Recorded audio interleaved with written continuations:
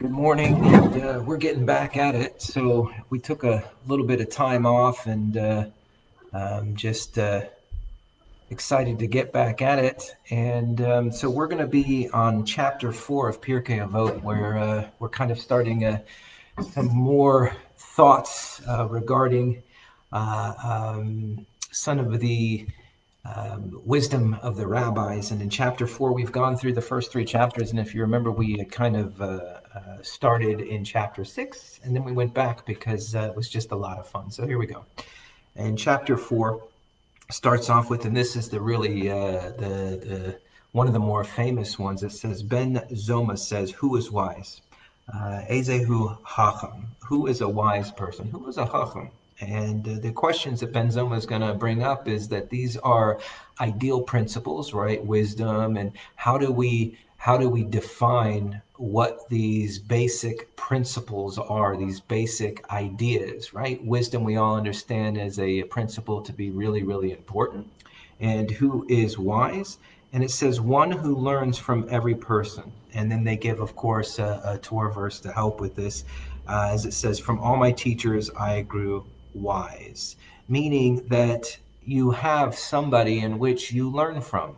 Have we all had someone that we were able to take away a bit of learning? We had a group of friends, a group of teachers, a group of people that we truly learned from. That's how we acquire wisdom. Somebody who is wise knows that they must learn from other people. I've always been excited about Judaism because Judaism was something that really wasn't, it's going to sound a little interesting, it wasn't something that we learned from books. You don't learn Judaism really from books. You learn Judaism from watching somebody else and learning with somebody else. You can get a Chumash or a Siddur, and you can sit down and read it, but until you have somebody to learn with, and until you see somebody else do it, live it, be it, the tradition, Judaism, observe a holiday, it's very hard to truly grasp. And so that's why really it says here, who is wise? One who learns from every person, that there's an opportunity in every single person to take a little bit of wisdom, a little bit of learning.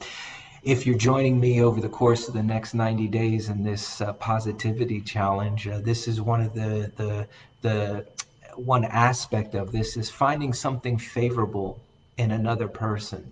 As we walk around and we interact with other people, people that we get to experience on a daily basis, a weekly basis, whenever we experience another person, whether it's in public, whether it's good morning, Hal, whether it's just our day-to-day living, can we find something positive about that person to see?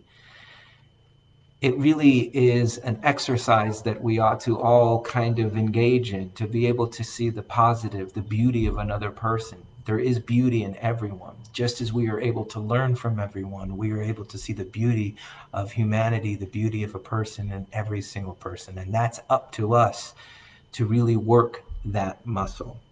So it goes on to say who is strong.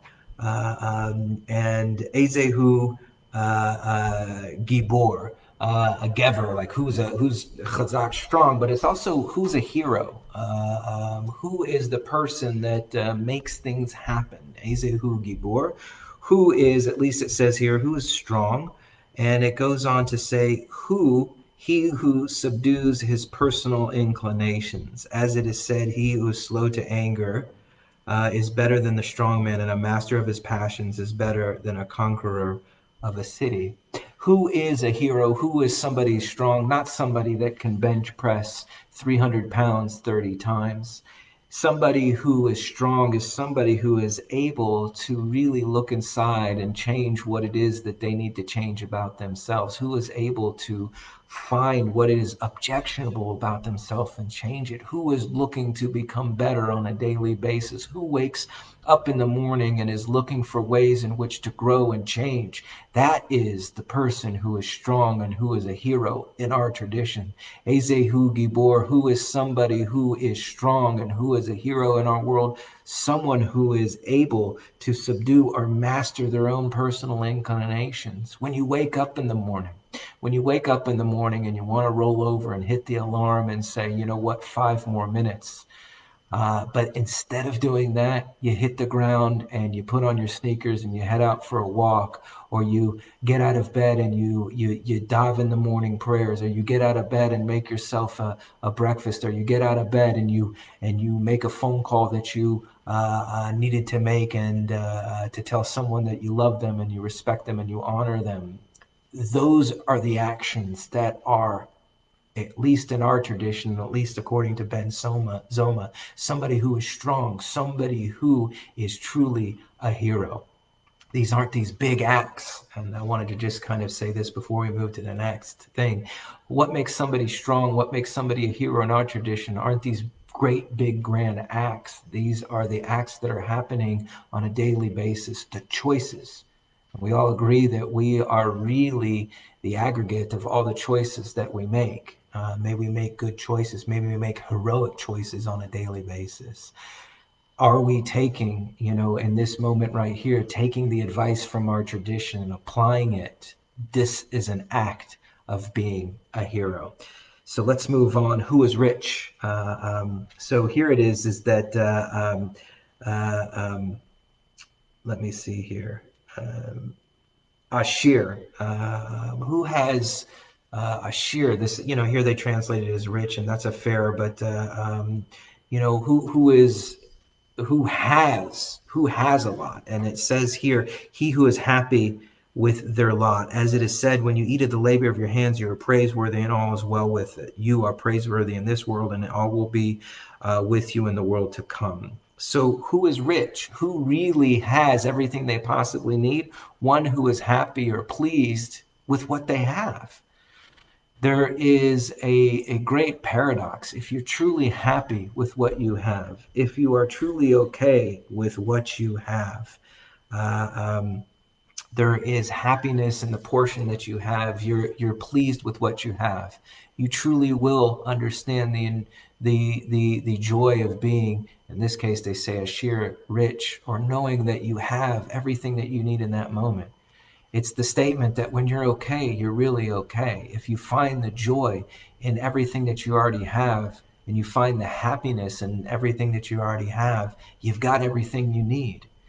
That truly is the most important, I think, spiritual principle. When I'm looking, right, the little catchphrase that I often use is that when you compare, you despair. When you look at somebody else, is accomplishments, or when you compare yourself financially, spiritually, physically, mentally to somebody else, it is a great recipe for feeling not happy, for feeling not good about yourself. When you're okay with what you have, you understand your place in the world. When you understand, and that's how you define humility, when you're humble and understand that you are where you are, that you have what you have, and that's okay, and there's an acceptance in that. That is truly being rich in the sense of our tradition. I do spend some time really being grateful, writing a gratitude list on a daily basis, and really being grateful for what it is that I have. What do I have? I do have my health. I do have a wonderful family. I do have so much in my life. If we're talking about material possessions, I haven't missed a meal. Other by choice, outside of my own choice. I don't really want for anything, and when I really appreciate that, I really see how much I truly, truly do have. I was able to, I had this blessing that I was able to counsel many people in my past, and in drug and alcohol recovery programs. And one of them, there were people that lived out of country. I met many people actually in Israel, but other people that lived in other countries in Central America. And when they talked about wealth, they talked about it, and money and material things. They looked at us in the United States as though we, even those among us who were extremely challenged monetarily, the folks that I was speaking to from Central America, they really saw even the poorest in the United States as people who truly had a lot. So it really hit me in between the eyes the importance of context and understanding that we see things through our own eyes, and you can change that. You can get a new pair of glasses, and depending on where you are in your life, and we truly are grateful for what we do have. That is truly understanding the importance of richness. We move on to uh, um, um, who is honored, and kibud is a word that mikubad, ezehu mikubad, who is somebody who is honored, one who honors others, as it is said, for those who honor me I will honor, and those who scorn me shall be degraded. uh, um, you can only have that which you give away. If you really want to be honored and respected in this world, you have to honor and respect others. Praise other people, honor other people, put other people's needs in front of your own. We learned that a few weeks back when it talked about putting God's will as your will, and then God will do your will. About aligning ourselves. How do you align yourselves with other people? Honor them, respect them. It doesn't mean always agree. It doesn't mean always do what they ask. It doesn't mean, be vulnerable to other people's whims and desires. What it means is that we respect and honor other people, and we in turn will be honored and respected. So we're moving on to time is flying here. We're moving on to the second Mishnah in chapter 4 of Pirkei Avot, and then we'll pause for the day. I know we're getting the energy going again. It's been a couple weeks. We took a little bit of a break, and tonight is Tu B'Av. Tu B'Av. One of the traditions is that, I don't know if you've noticed, but the daylight is getting a little less and less, and the night time is becoming a little bit longer at this season. And one of the traditional understandings of Tu B'Av is that we start to take on studying a little bit more at night, at the long night hours, that we can take on a little bit of study. So hopefully this will be a great way to start. We took a little break from Pirkei Avot, and this is a perfect way in which to start into this season where we spend a little time studying. The more study, I believe, the better it is for each of us. So we continue and on Mishnah 2, Ben Azai Omer.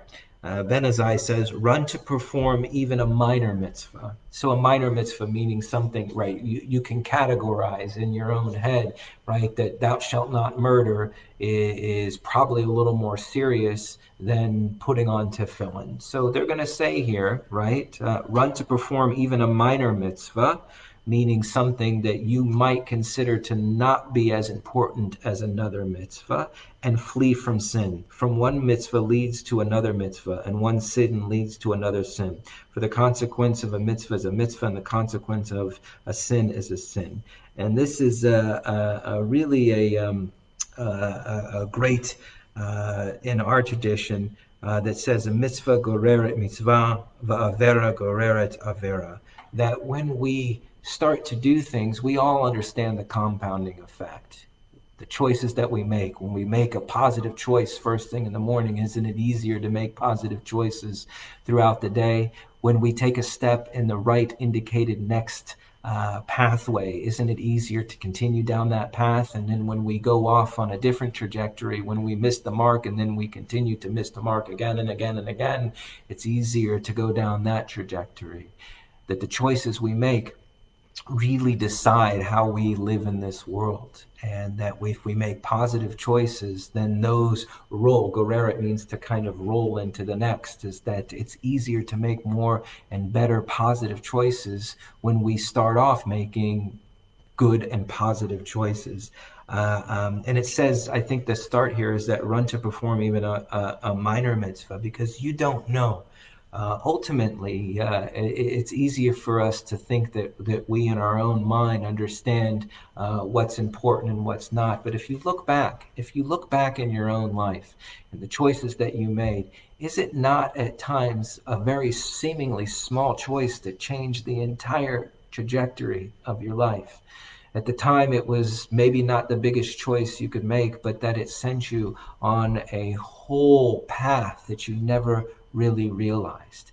And so, who are we as human beings to figure out what is important and what's not? And what if all, and in this example it says mitzvahs, but what if all of our actions are extremely important and the choices that we make on a daily basis are just as important as the large decisions that we make?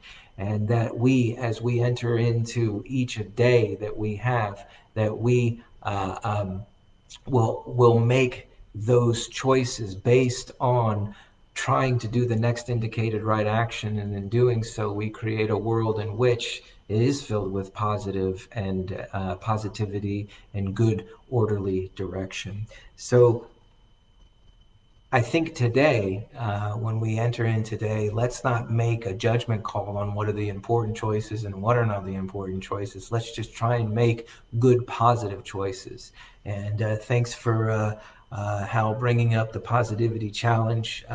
For me, I shared. I wanted to talk about the commitment today, but what we can. The thing I wanted to share with you guys real quick, and then we'll end for the day, is that the one I wanted to kind of focus on is the hold on one second, is the today when you're in your work environment and your home, it's about bringing the positive attitude into your living environment and your work environment. Even if you're home by yourself right now, how do you bring it into the environment? And positive self-talk, you know the energy you bring to the world you're living in. And you can maybe hear in my voice right now my energy's a little low. I had a morning that was really, really kind of busy and off, and now I'm feeling that way. So one of the challenges that I'll need to bring up the energy a little bit as I go through my day. And then for those of you who are counting your 30 days of saying anything negative or critical about anyone, I had to start my count over. I don't want to get all into detail about it, but that's always been being critical and being negative about myself or about others is a struggle. So I had to start my count and hold yourself accountable. This isn't about being good or bad. It's about holding yourself accountable so you can get better.